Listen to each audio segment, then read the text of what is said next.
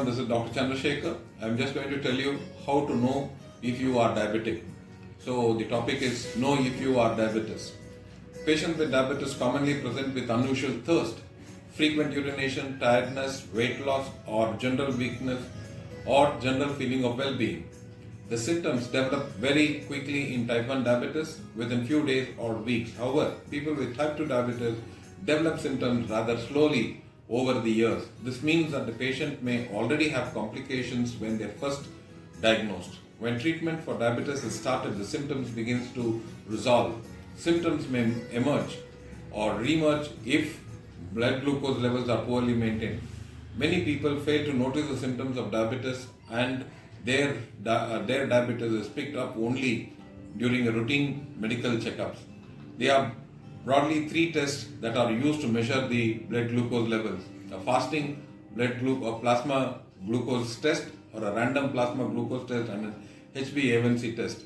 In fasting, the glucose test, you will have to stop eating and drinking at least 8 hours before the test. A sample or a blood sample will be drawn to measure the sugar levels. Random plasma glucose levels also measures this amount of sugar in your blood, but you don't have to stop eating or drinking before the test. HbA1c or glycated hemoglobin test provides an average blood glucose levels over the past 2 to 3 months. It measures the percentage of blood glucose levels attached to the hemoglobin, the oxygen carrying protein in the red blood cells. You don't need to fast before this test. In case of type 1 diabetes is suspected, the doctor will test your urine for the presence of a byproduct produced when the muscles and fat tissues are used for energy, that is ketone.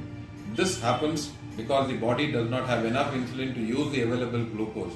Your doctor will also likely run a test to see if you have destructive immune system cells associated with type 1 diabetes called as autoantibodies. Thank you.